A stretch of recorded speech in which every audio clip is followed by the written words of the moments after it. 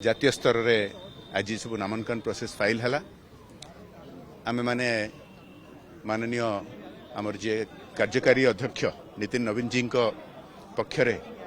मत आज सौभाग्य थिला दुई थर मुझे नामांकन पेश कली केंद्रीय टोली गोटे जाइथिला आमर सीनियर नेता माने आउे ओडिशार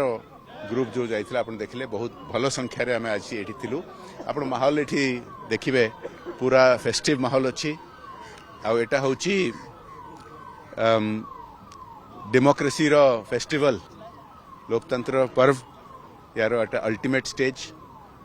आसंता काली जितेबाला आमर सभापति चयन को घोषणा हम तापरे आमर यशस्वी प्रधानमंत्री नरेंद्र मोदी मध्य जी भी आज नामांकन रे तांकर